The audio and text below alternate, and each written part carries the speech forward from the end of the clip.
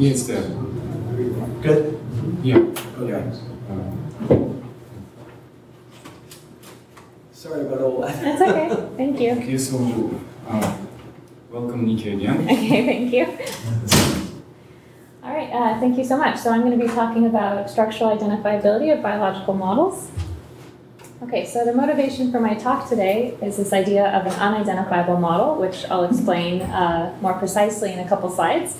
But to motivate this, let's say we have these two models. I'll call them Model 1 and Model 2. These are both systems, linear systems of ODEs. And notice these models are quite similar. They both have a state variable of this form, x1, x2, x3. They both have what's called an input of this form, u1, 0, 0. They both have what's called an output of the form y equals x1. Notice the only difference between these two models is the zero pattern in the matrices. So for example, in the first model, the 2, 1 entry is 0, whereas in the second model, the 3, 2 entry is 0. So these two models are quite similar, but what's interesting is that this first model does not have what's called an identifiable scaling reparameterization, whereas the second model does. And I claim that one reparameterization is this one I've listed here. So in the talk today, I'm going to discuss what it means to have an identifiable scaling reparameterization. I'll talk about which models have them and which models don't, and I'll give an algorithm to find an identifiable scaling reparameterization. So by the end of the talk today, you'll see how we came up with this reparameterization here. So these models are just, are they artificially created or they... These were sort of artificially created, yes. Mm-hmm. Okay. So I'm going to be talking first about identifiable reparameterizations of what are called linear compartment models, and we'll talk about scaling reparameterizations, and we'll give some necessary and sufficient conditions. And then later in the talk, I'm going to be sort of talking about this problem a bit more in a bit more generality, and talking about this idea of finding identifiable functions in general. And I'll talk about sort of some heuristic approaches to doing this, so using Grosvenor bases and also using some linear algebra techniques. Okay, so that's the plan. Okay, so let's talk about structural identifiability. So we're going to be looking at ODE models. They're often called state space models, and they have the following form. They look like x dot equals some function of possibly t, x, u, and p. And then we have some other additional equations, y, some function of x and p, where here these functions f and g are rational functions of their arguments. So what are each of these terms? We call x the state variable, we call u the input, and we call y the output, and p is the parameter vector. So in these problems, the parameter vector is unknown. So the identifiability question is about finding which unknown parameters of our model can be quantified or determined from input-output data. So if all of your parameters can be determined from input-output data, that's great, and we say our model is identifiable. However, if some of your parameters can take on an infinite number of values but yield the same exact input-output data, then that's clearly bad, and we say that's unidentifiable. And that's the case I'm going to be focusing on today. Okay. So the motivation for talking about identifiability comes from biological models. So here's a very, very simple biomodel. So let's say in a lab, they're testing the effects of a drug on the human body. And let's say the drug is administered in the blood. So that represents the input to our system. And then let's say the drug is exchanged between the blood and an organ, for example, the heart. So that's represented by these arrows here. And then let's say the drug leaves the system. So it leaves the blood, it leaves the organ. And then let's say we want to measure the drug concentration in the blood. That represents the output to our system.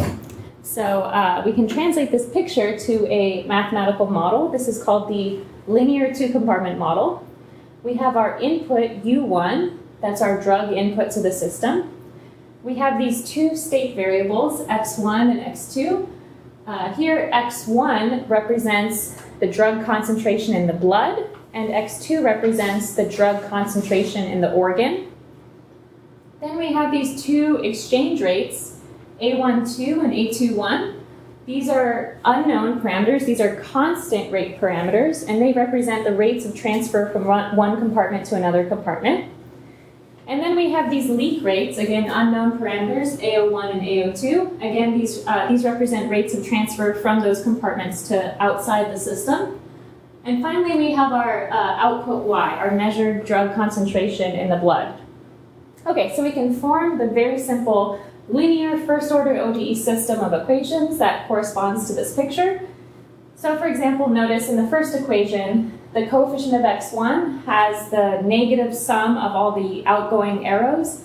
The coefficient of x2 has the incoming arrow, and then we're adding u1 because we are inputting into compartment 1. Similarly for the second equation, and then y equals x1 means we are measuring from compartment 1. Okay, so the important point about this system is that the only known quantities are the input u1 and the output y. So the four parameters and the unmeasured state variable are all unknown quantities. Okay, so then... Can I ask a question? Yes, In the actual modeling of medications, yes. Is this the thing that will be used actually? Yes. So this is in typical pharmacokinetic applications. This would be your system of equation. And not something more complicated, but actually something like this. Sure, exactly. They actually do very simple models like this. Exactly. Yeah. So these are common in pharmacokinetic applications. Very, very common. Okay. So our question for this very, very simple model, this is a super simple model, the question is, can we determine these four parameters from our input-output data? Okay, so let me talk a little bit more in depth about what types of models I'm going to be discussing today. So these are called linear compartment models. So let me define them now. Let's say G is a directed graph with vertex set V and edge set E. And let's say we have M edges and N vertices. Then we're going to be looking at models of this form here, where we're going to say X is our state variable, U is our input, Y is our output. And I'm going to be making a couple assumptions today. So the first assumption I'm going to make is that we're only going to be looking at models that have a single input and a single output in the first compartment. So what that does to our system is this vector U is just going to be of the form U1 and then a bunch of zeros beneath it. And then Y is going to equal X1 because we are just measuring from compartment 1. Okay, so that's our first assumption. So what does the matrix A look like? So A is basically just a weighted adjacency matrix. So for the off-diagonal elements, they're equal to Aij if there exists an edge from the jth vertex to the ith vertex. Otherwise, they're 0. And for the diagonal elements, what do those look like? So the diagonal elements have the negative sum of all the outgoing arrows. So the negative sum of any leak terms, so those are our leak terms, and then negative sum of any outgoing edges.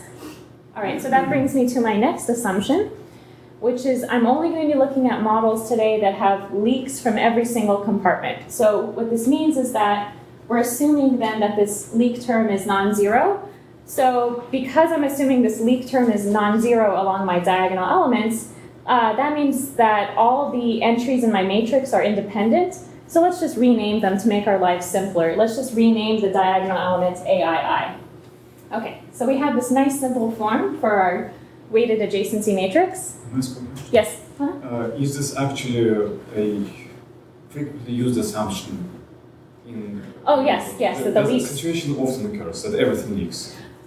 I mean, it depends, yes. It depends on medication maybe, but sure. It does occur. Yeah, so a very common class of models are ones where you have leaks in every single compartment, yeah. And actually there's even very common structures of the graphs. There's, I can talk about a bit more later on, but yeah. So on that same thread, a very common assumption, in addition to the leak assumption, is having a strongly connected graph. So this is going to be my third assumption, that we're only going to be looking at models that have strongly connected graphs. So strongly connected meaning there exists a path from each vertex to every other vertex.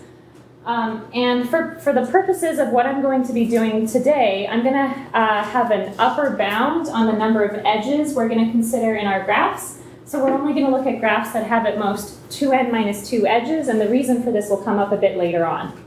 Okay, so these are my assumptions. All right, so as we mentioned, we're looking at this class of linear models, input-output in the first compartment, leaks from every compartment, strongly connected graph. So the identifiability question is, which parameters of my model can be determined from input-output data? Well, in order for me to answer this question, I need to somehow relate my parameters to my input and output, because the way they're related right now is in this ODE system, but this ODE system is also in terms of unmeasured state variables. So what we'd like to do is eliminate out all the unmeasured state variables and get equations that are purely in terms of input, output, and parameters. So that's called finding the input-output equation. So I'm going to discuss that now. So I do want to mention that today we're just looking at linear models, and in order to do this trick of finding the input-output equation, we can actually just use a linear algebra trick. We can actually just use Cramer's rule to do this. But I want to mention in the general case for nonlinear models, you have to use differential algebra techniques, which I think Gleb will probably be talking about tomorrow. So there are some differential algebra techniques, some differential elimination techniques to do this in general. But for us right now, since our model is linear, we can avoid all that and just do a nice linear algebra trick. So the way this works is we're going to rewrite our system in this form. So we're going to factor it in this form, d times I minus a times x equals u, where here d is the differential operator d dt, I is the identity matrix. So now, using Cramer's rule, I get an expression for x1. In other words, in the denominator, I have the determinant of this matrix di minus a, and in the numerator, we replace the first column by u, but recall u is of the form u1 and then a bunch of zeros beneath it. So that means we can further simplify this as the determinant of this submatrix times u1, where I'm going to call this submatrix a1. So this is a matrix where I eliminate the first row and first column of a. Okay, so why does this help us? Well, y equals... Yes. So u doesn't commute with delta. Yes, because it's function. Right. So yeah. So you write it on the left. That is okay. Sorry. Yeah. Yeah. So it's sort of just a little trick that we're doing, and so then we can then. So why does this help? So we can plug in y equals x1, and then cross multiply, and we get this form of this input-output equation. So notice that in this equation, this is we have our input variables, our output variables, and our parameters, which are the entries of a and a1. So you may notice that this equation has kind of a nice algebraic structure to it. On the left, we have the characteristic polynomial of a, and on the right, we have the characteristic polynomial of a1. So we can expand this out, apply the derivative, and we get an nth order linear equation where on the left we have these n coefficients of our characteristic polynomial of a, and on the right we have these n minus 1 coefficients, and those are the coefficients of the characteristic polynomial of a1. So in total we have these 2n minus 1 coefficients, and they're just polynomial functions of my parameters. Okay. So in this so-called differential algebra approach to identifiability, we make the following assumption. We assume we have perfect data. So what does that mean? Well, we assume that we know y prime, y double prime, u prime, u double prime, etc. We're assuming we know these functions perfectly. So we're assuming we know them at many, many time instances, t1, t2, t3, etc. So what this means is that you could imagine taking your input-output equations and evaluating them at t1, t2, t3, etc. And what you would get is you get a linear system of equations and those coefficients, and we're assuming that you can uniquely recover values of these coefficients from our data. So that's our first assumption. We're assuming that we can recover values of these coefficients from our perfect data. So we're talking about perfect data here, yes. And in actual modeling, what are the typical values of n? The typical values of what? N, the order. Oh, I mean, so that's the number of state variables. So that.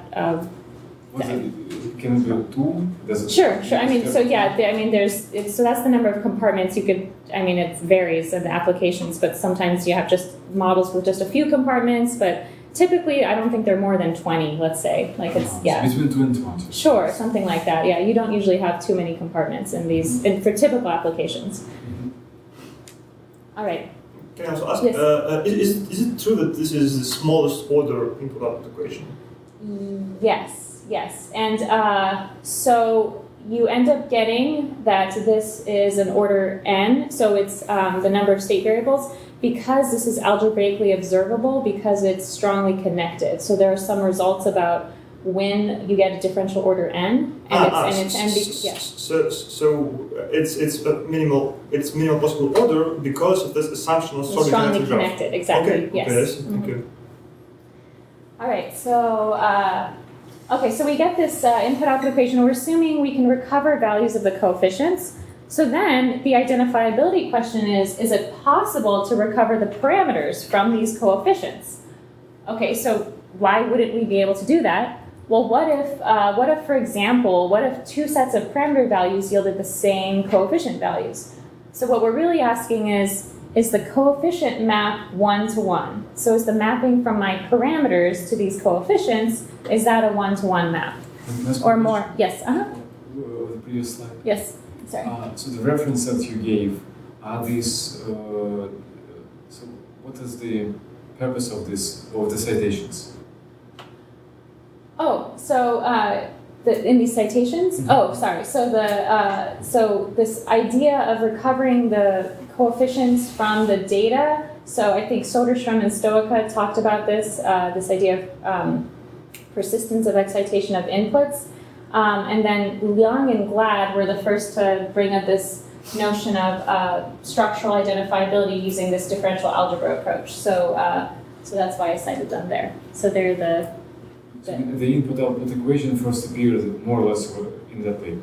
Yes, I think so. Yeah. Okay. Thank you. Uh-huh. All right. So okay. So more generally or more formally, identifiability is a question of injectivity of this coefficient map, which in our case we're mapping from m plus n parameters. So that's the number of edges plus the number of vertices, to 2n minus 1 coefficients. That was the number of coefficients of the characteristic polynomials of a and a1.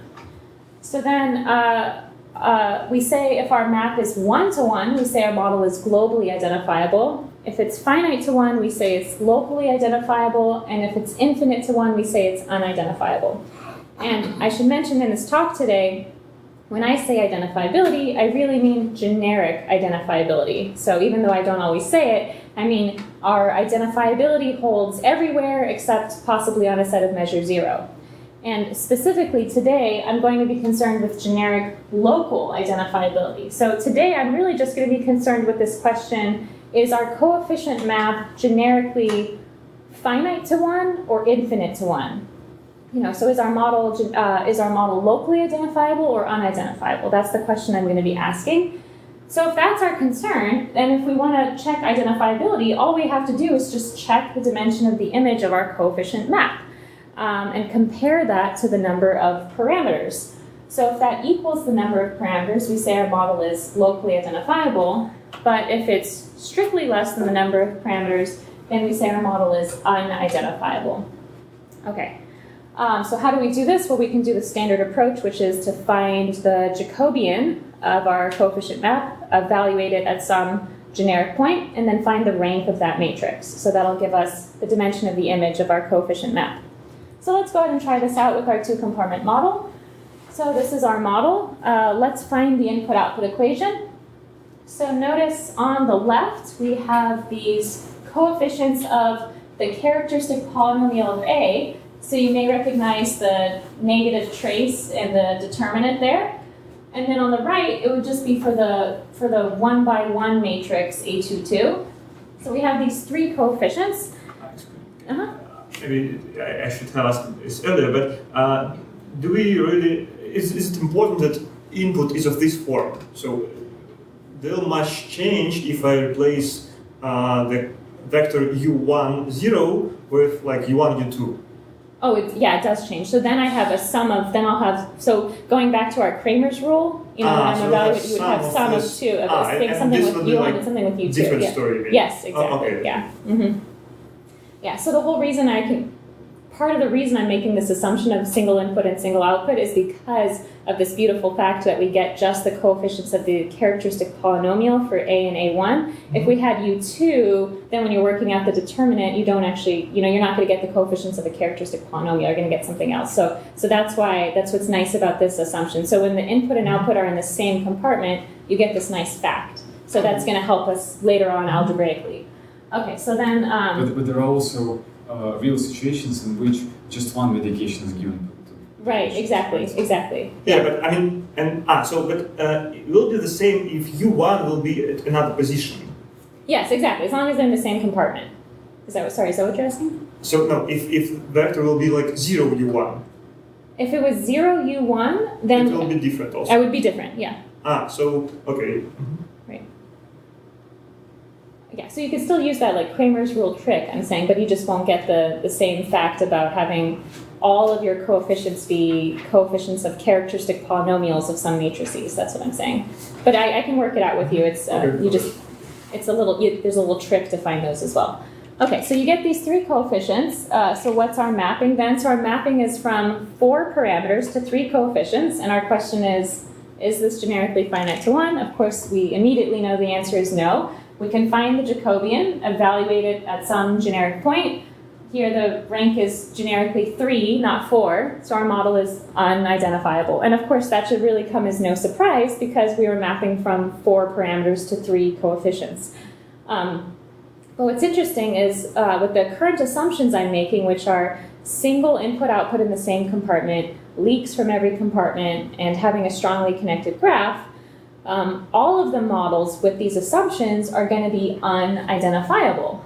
And the simplest way to see that is with a strongly connected graph, at a very minimum, you have just a cycle. So at a very minimum, you have n edges. So at a very minimum, we're mapping from 2n parameters to 2n minus 1 coefficients. So every model with these assumptions is going to be unidentifiable. So then that leads us to this next question. Well, what do? We have an unidentifiable model. What's the goal now? What do we want to do? So we can't determine all of the parameters, but perhaps there's some combination of the parameters that we can determine. So perhaps we can determine the sum or the product of the parameters.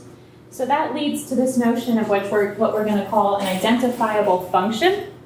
So we say a function is identifiable if the field extension resulting from adjoining f to our field of rational functions and the coefficients, if that is an algebraic field extension. Or alternatively, we could say that our function is identifiable if it can be written as a function of my coefficients, because the intuition here is that if our coefficients can be determined from input-output data, then some function of those coefficients can also be determined. Thus, they are identifiable. Okay. And so why not just relate so the coefficients of the input-output equation, why not just call it by the new parameters? So the coefficients are identifiable. Yes. So the question is, can we find simpler functions? And I'll explain why. So why do we want to find simpler functions? Well, our goal is we want to try to reparameterize over those. And the problem is oftentimes those coefficients are very long, big polynomials, right? So we want to find the simplest possible polynomial functions that are identifiable. So I'll explain why. The goal is to reparameterize. Okay, so we have these 3 coefficients. So what are some nice simple functions that are identifiable? Well, it turns out these monomials, a11, a22, and a12 times a21, those are identifiable because those can be written as functions of my coefficients. So they're clearly algebraic over this field of functions in my coefficients. And may I ask one more question? Sorry. But do you also set a goal that you can somehow rewrite the original system using what you're going to find? Mm-hmm. Yes. Okay. Yeah, exactly. Right. So that brings exactly me to this question you're about to ask: is what do we do with these identifiable functions? And another interesting question biologically is: do they have any special meaning in the original model? Okay, so I'd actually like to answer that second question first. So to answer that question, let's go back to the graph interpretation of our model. So remember we said we're looking at models that correspond to strongly connected graphs.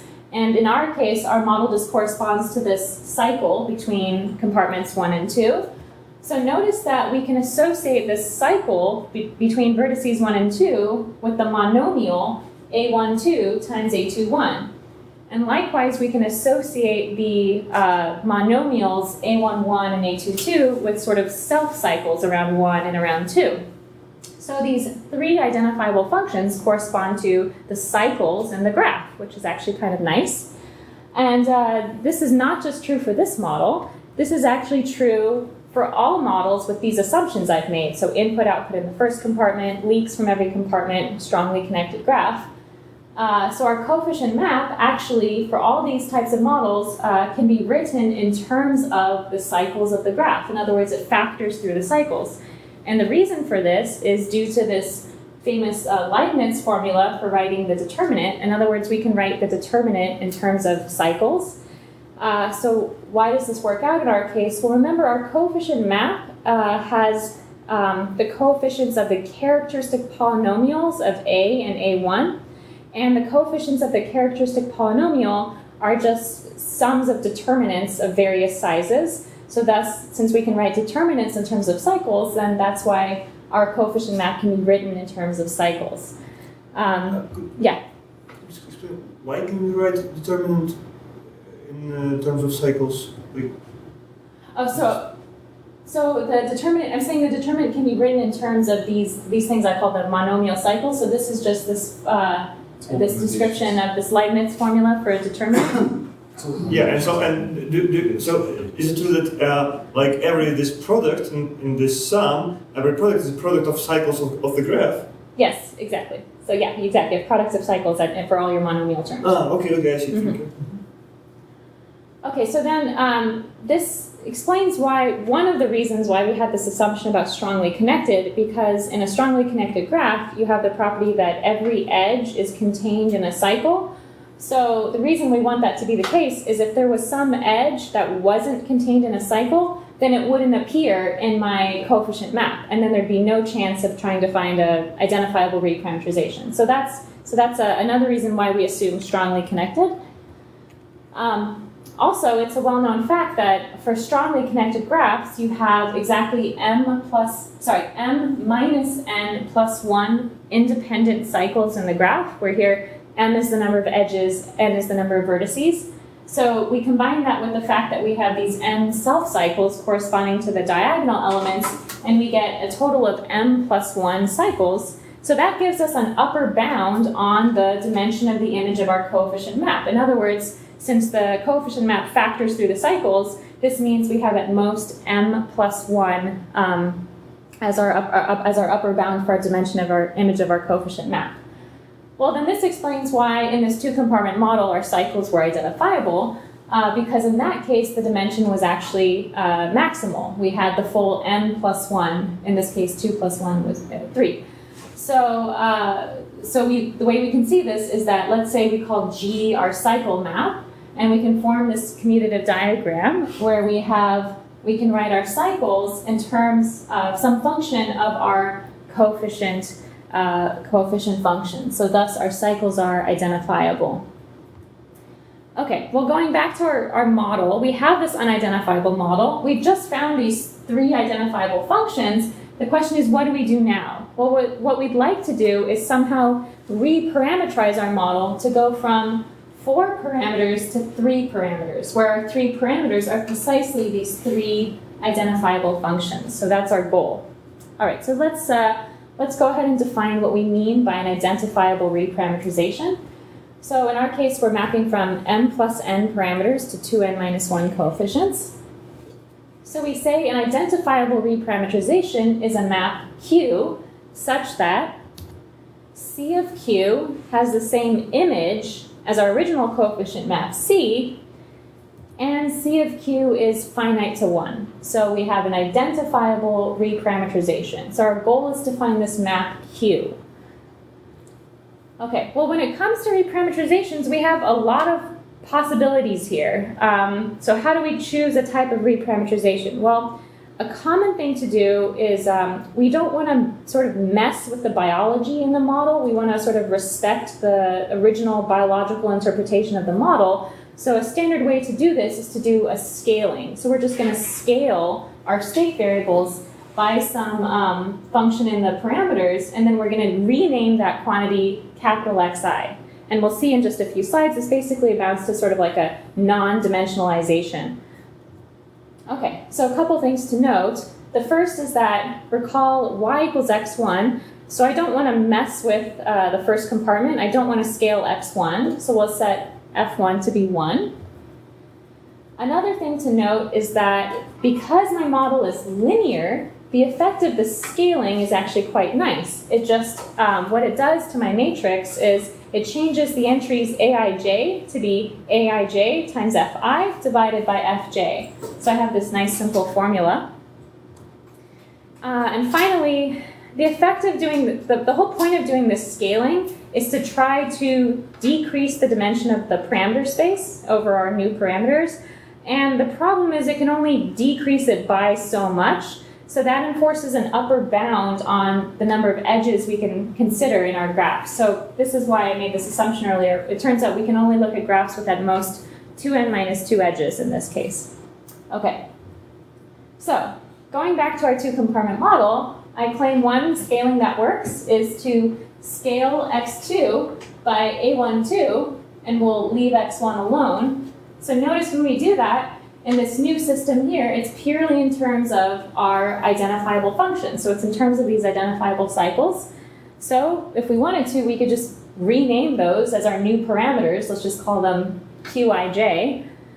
So now our new coefficient map C of q has the same image as our old coefficient map C, but now this is a one-to-one map. So this is an identifiable reparameterization. Okay, so you may be a little bit skeptical. That's good. You may say, why is this useful, right? Because what we've done, after all, we've taken x2, which we don't know, and then we've scaled it by a12, which we don't know. So we've done the scaling. How the heck could this be useful, right? So that's a perfectly valid question. Essentially what we're doing is a sort of a non-dimensionalization in the sense that the coefficient of x2 now in this first equation is 1.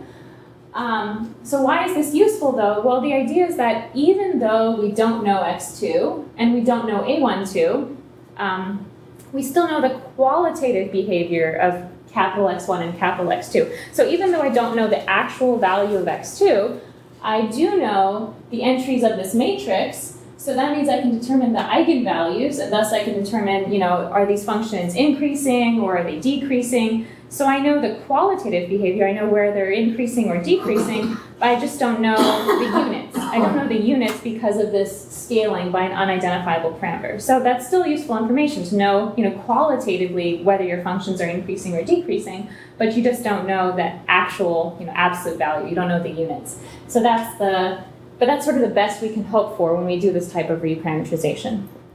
Okay, so this worked out well for this two-compartment model, but of course the all-important question is, does this always work? And you may recall on the very first slide I said this doesn't always work. So in the first model I mentioned here, we had no identifiable scaling reparameterization, whereas the second model I mentioned does. So that leads us to this question, which models have an identifiable scaling reparameterization? So I'll go ahead and state our main result. We found that a model has an identifiable scaling reparameterization if and only if this scaling can be done by monomial functions of the parameters.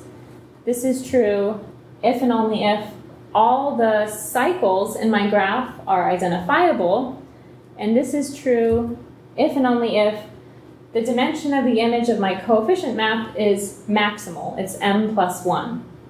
Okay, so let me go ahead and demonstrate this on our two examples. So for this first model... And is it very fast to test it? To test the dimension of the image? Yeah, sure. I mean, just find the Jacobian, evaluate it, at a generic point, yeah.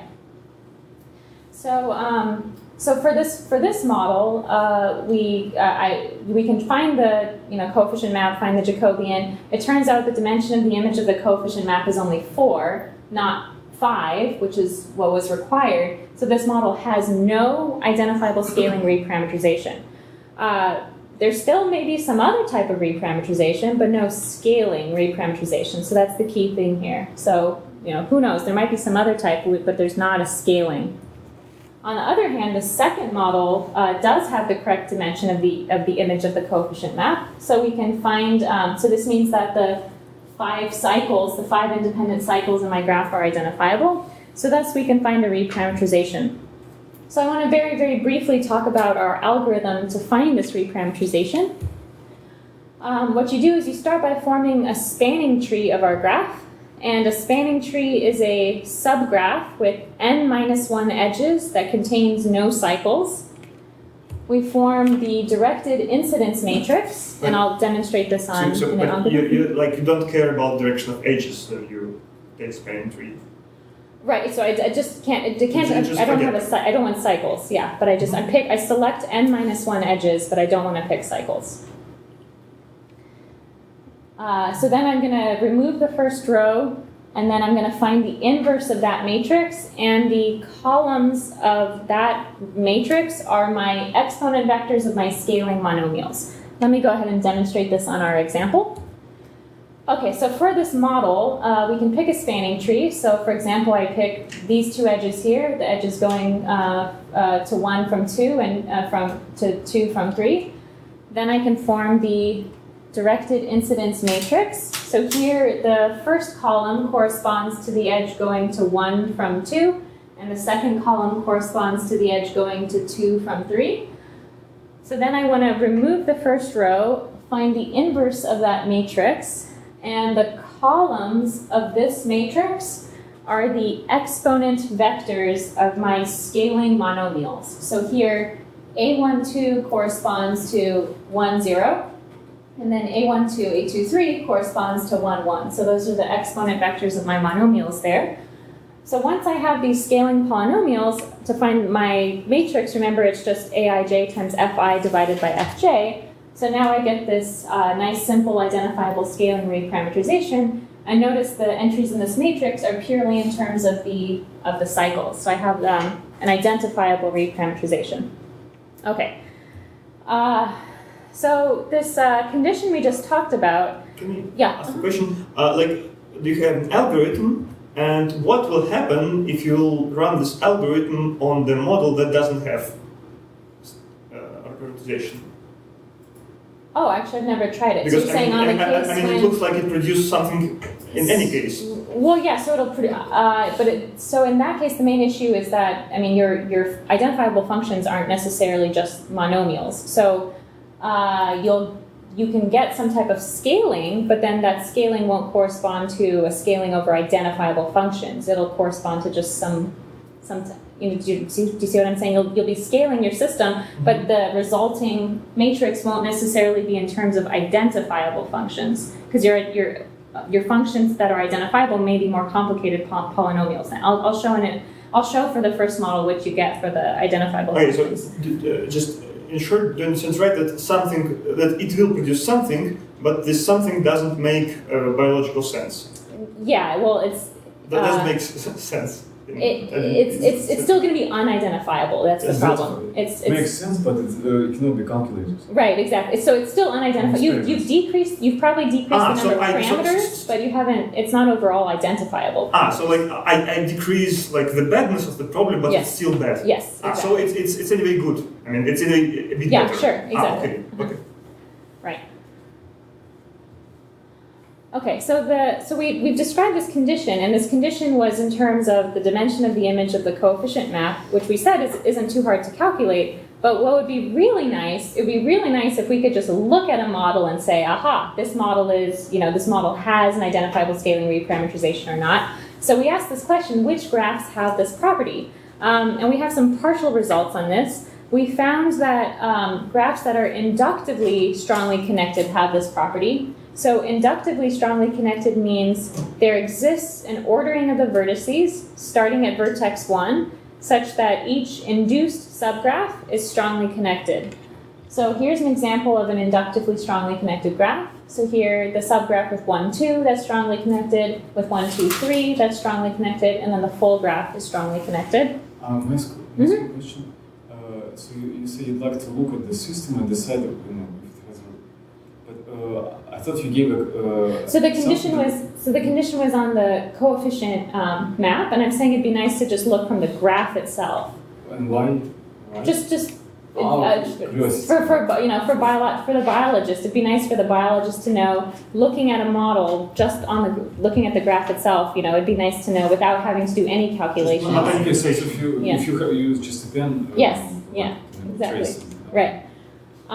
So we did find this result that inductively strongly connected graphs have this property. So here's an example of a graph that's not inductively strongly connected, and the corresponding model here does not have an identifiable scaling reparameterization. But like if you take 4, 3, it's starting at 1. It has to start at 1. Sorry. Okay. So 1 is the special compartment because that's the input-output because compartment. there is one special. So that's why we start at 1 because 1 is that special compartment. Yes. Good point. So unfortunately, though, this is just a sufficient condition, not a necessary condition, because here's an example of a graph that is not inductively strongly connected. However, the corresponding model with input-output at 1 and leaks from every compartment, that model has, and it unfortunately has a identifiable scaling reparameterization. So this is still an open question, this question of can we determine a complete characterization of this problem? And what happens if we start with the bad model, the one that you erased, crossed, and so apply once and apply one more time. What happens the second time? You mean try to... No, but second time it will not be So after you run your algorithm once. So you're saying if I scale the bad model and I do what Gleb was proposing, still scale it. Is that what you're saying? So would you go back? Yeah. This was a good example. This was a good example, yeah. Do you have a bad example with? So yes, I'm going to show. So the whole problem is that the identifiable functions in the bad case, I'll show them. They're polynomials. They're not monomials. So what's going to happen is, with this type of scaling, I'm not going to get These aren't the functions I'm going to get here aren't the parameters I'm going to get here aren't identifiable. That's the main issue. So the identifiable parameters are going to be some polynomial functions of those. So. But what if? But it's still possible to reparameterize the other one. In some way. Well, but not necessarily, not via scaling. There may be some other type of reparameterization. Yes, it might be affine or something, but we don't know. I mean, there's not a clear algorithm for finding that reparameterization. Then that is not clear. But if we get such a form for that bad example, what happens if we run it again? It won't make sense because it won't satisfy you. Well, it still won't, exactly. It still won't, you're not going to get around that problem. You're still going to have, your identifiable functions are going to be, polynomials. They're not going to be these monomials. So we're not going to be able to do this type of scaling. So, we won't get anywhere again. Yeah. So I don't think it'll help. Yeah. So now I want to step back a little bit. So in the remaining time I just want to talk about this question of finding identifiable functions in general. Because, for example, what if we were looking at a different class of models? Maybe we're looking at linear models that have different input-output leak assumptions. Or maybe we're looking at the same class of models, but we want to look at this bad case where the dimension of the image of the coefficient map isn't maximal, right? The question is, how do we find the simplest identifiable functions? Well, let's try to pose this a bit more algebraically. So the way we can think about this is we have this field extension given by this field of rational functions and the coefficients, and I'm just going to label them C1 through Cm now because we're talking about the problem in general. The goal is to find a nice transcendence basis. So what do we mean by this? Well, let's say we have D algebraically independent coefficients, because they may not all be independent. So let's say D of them are independent. What we want to do is we want to find D algebraically independent functions that are algebraic over my field of rational functions and the coefficients. And we want these to be nice. We want them to be as simple as possible. So we want them to be low degree, few number of terms, maybe have some nice biological interpretation. But part of the problem here is that there's not a mathematically precise way of defining what we mean by simplest identifiable functions. So what I'm going to show you are some heuristic methods for finding these. So the first one involves Grosvenor bases. So going back to our identifiability test, let's say we have our coefficient map and we want to determine if it's injective. We could do the standard test, which is say, okay, you have your coefficients C of P, set them equal to C of P star, where P star is some arbitrary point, and say, does P equal P star, right? So that's our standard injectivity test. So let's do that. So let's look at the ideal generated by C of P minus C of P star. So if we can find polynomials in this sort of separated, decoupled form, function in P minus function in P star, then these are identifiable. And how do we find these? Well, we can use Grosvenor bases. So what we want to do is find sparse polynomials like this by using different elimination orderings with our Grosvenor bases. Of course, the problem is here we don't know a priori what are good elimination orderings. So we may have to run this process for many different Grosvenor bases. We may have to find Grosvenor bases for many different elimination orderings. So that's part of the issue here. But let's go ahead and try this out. So with our two-compartment model, we can form the ideal generated by C of P minus C of P star. We can find a Grosvenor basis. And notice in this case we luck out because the three elements of our Grosvenor basis have this nice separated, decoupled function in P minus function in P star. So thus these three functions are identifiable. But clearly here we lucked out because there's no reason why a Grosvenor basis would have this property, right? There's nothing in the definition of a Grosvenor basis that says keep those separated. So for example, trying this on our model, which we called Model 2, this was the three-compartment model that did have identifiable cycles. We can find a Grosvenor basis, and in this case, we're not quite so lucky. The first four terms, which I've highlighted in red, all of those you can sort of factor or separate out the function in P minus the function in P star. But these last two elements, we're not so lucky. They don't, the P and the P star are coupled and we're not able to easily separate them. So for example, this last cycle here, this monomial term, in order to find that is identifiable, we would probably need to find a Grosvenor basis where we eliminate those parameters last. Here we're eliminating those parameters first. We probably have to find one where we eliminate those last in hopes of trying to find those identifiable functions, but again, of course, we don't know a priori how many elimination orderings to check. So that's one of the main issues here. And of course, Grosvenor bases can be very computationally expensive. So back to the drawing board. So then the question is, well, what else can we try? Well, going back to our test, we said we test for local identifiability using the Jacobian. And we said that we can tell if a model is locally identifiable or not by finding the rank of the Jacobian. Well, it turns out the Jacobian can be used not just to test whether or not a model is identifiable, it can be used to test whether or not a function is identifiable. So we have the following proposition. We say a function is identifiable if and only if its gradient is in the row span of my Jacobian. So let's try this out on our two-compartment model. We have our coefficient map. We can test this out on this monomial a12 times a21. So let's find its gradient. And clearly this row vector is in the row span of the Jacobian. It's not too hard to see. For example, multiply the first row by a22, add it to the second row, multiply this by a11 minus a22, add it to the second row and negate, and you get that vector. Okay, well that's great, but what this proposition tells us is if I have a function f, it tells me whether or not it's identifiable, but unfortunately it doesn't give me a way of constructing functions f such that their gradient is in the row span. So how do we do that? That's really the question. So how do I find functions f that have this property? This is where homogeneous polynomials come to the rescue. So you may have noticed on all those linear compartment models, the coefficient functions were always homogeneous polynomials. So I'm going to go ahead and state this proposition for homogeneous polynomials, and then I'll talk about later what to do if our functions are non-homogeneous. So what do we have? Let's say we take a vector in the row span of our Jacobian, but over this special field, this field of rational functions and my coefficients, then if I take that vector and dot it with my parameter vector, I'm gonna get an identifiable function. And the reason for this, it's just a simple consequence of Euler's homogeneous function theorem, which says that if you take a homogeneous polynomial, take its gradient, and dot it with its argument vector, you get the polynomial back, but scaled by its degree.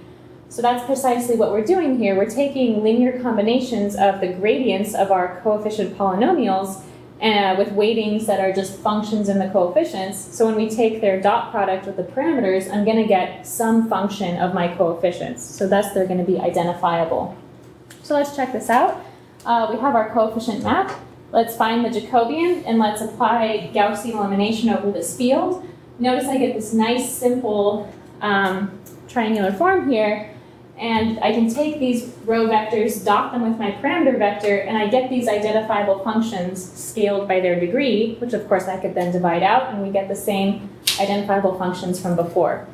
Do you mean that the gradient of v dot p will be proportional to v? So yeah, so V is something in the row. So V is of the form like F1 of C grad C1 plus F2 of C grad C2 plus da da da da da. And then I'm taking that linear combination of my gradients and then I'm dotting it with the parameter vector.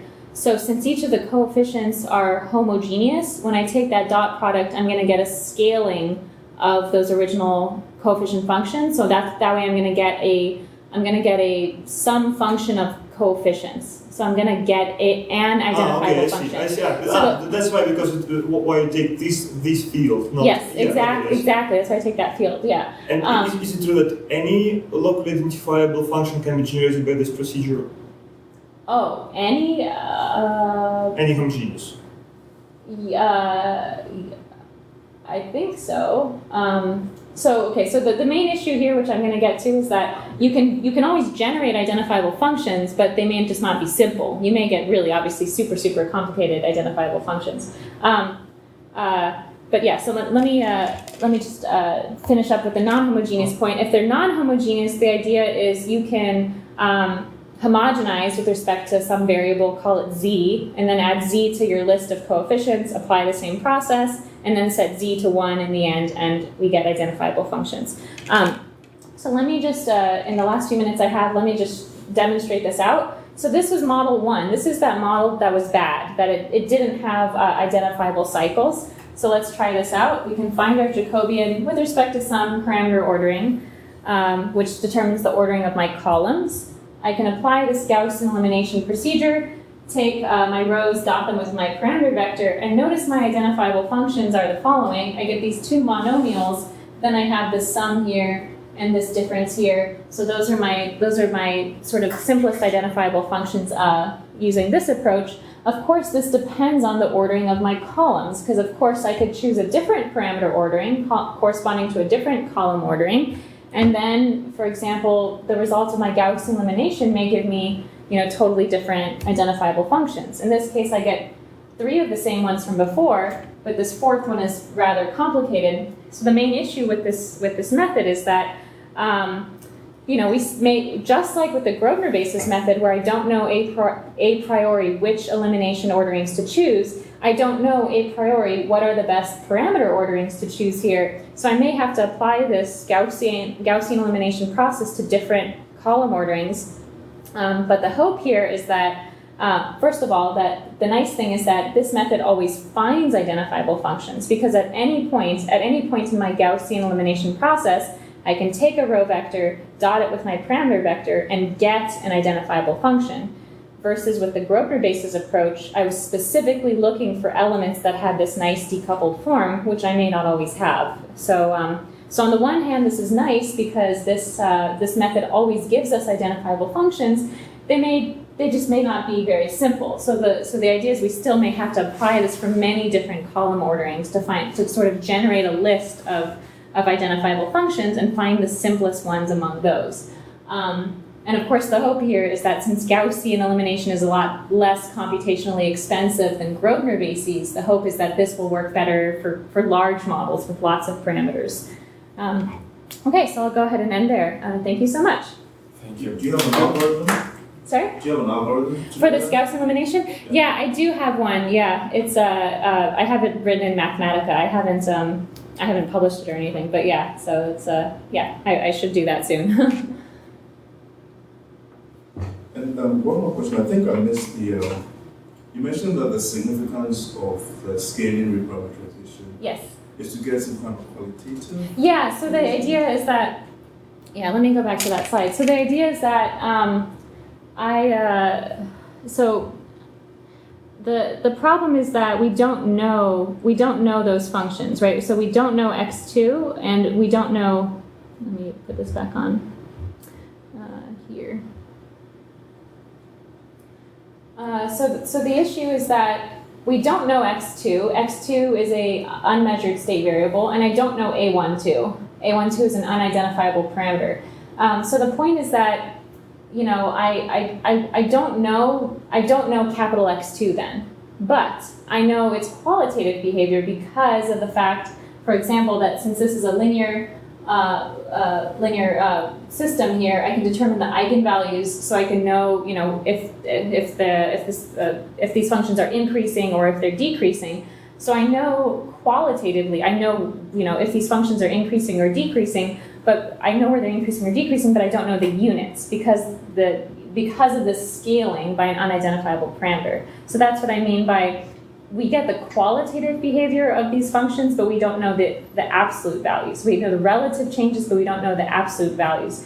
But that's sort of the best we can hope for. So in typical biological applications, you either do this, you either do a scaling, or if the experiment allows it, you would just take more measurements. So you could, for example, with this model, if I just also measure the second compartment, the organ compartment, then my model becomes identifiable. So if we have the luxury of changing our experiment and measuring something else, then that will help. But if we don't have that luxury, if I can't just, you know, maybe for some reason with the experiment, maybe I can't, like with our example, there's an organ, right? The heart, maybe I can't directly measure the heart or something. So if I can't directly do that, this is sort of the best I can hope for. So, you know, I find this, I end up getting the qualitative behavior of these solutions, but I don't know their exact values. So that's the best we can hope for. And but you would know the signs, right? Yes. Of the unknown parameters. Yes. Yeah. Okay. Is it that actually in this case we can find capital X2? Like it is known, we can compute it. Because like if you look at the first equation, then like capital X1 prime we know, A11 we know, U1 we know, so actually we know capital X2 also. Oh, in this particular case, you're saying. Yeah, but and actually like, yeah. But that's not always true. Yeah. It's not always. Yeah. That was yeah. Sorry. So this model was a little too simple. So, yeah. Okay, but in general, it is not true that you can identify the initial values of these new rescaled things, or you can. Here you can. The initial values, sorry, which of capital X2, capital X3. And I'm assuming I don't know the initial conditions. Yeah, but I mean, in this situation, you can find them, and is it true that maybe you can always find them? Well, you know x1 of 0. Well, why do you know x2 of 0? Oh, yeah, for this particular case, but yeah, but I mean, is it general situation or it's just lucky? I think it's lucky. I don't think. Yeah, I don't think in general. Like if we just had a 3-compartment model, like let's go back to the 3-compartment. This one. Yeah, you can still find X2. So, yeah, but And maybe if you take one derivative, maybe you can find X3 also. I mean, if you just differentiate the first equation. You can find, with X3 you can find from the second equation. Yeah, the second, yeah. I think it's no X2, yes. Yeah. So maybe it's actually, always happens. I'm not sure. It's a good question. We might have just lucked out in these. I'm not sure. But yeah, you're right. I should think about that. That's a good question. But not in the first one. Right. Yeah, but in the first Yeah. one you didn't You didn't do have scaling. it. Yeah. you I mean, couldn't this is scale. after scaling. Yeah. Ah, okay. Because Okay, this is before you don't know the Before parameters. we don't know. Okay. And did you have a calculation what your algorithm would output in the for the first model? No, so I didn't. So we found those identifiable functions, but I didn't even attempt a scaling. So I didn't even try to do a scaling. Yeah. Is there any way to get access to your presentation, or it's Sorry. It's being recorded. okay? Oh yeah, it's being recorded. Yeah. I tried to go online, but it was trying some. I can send you the slides as well, Alexei.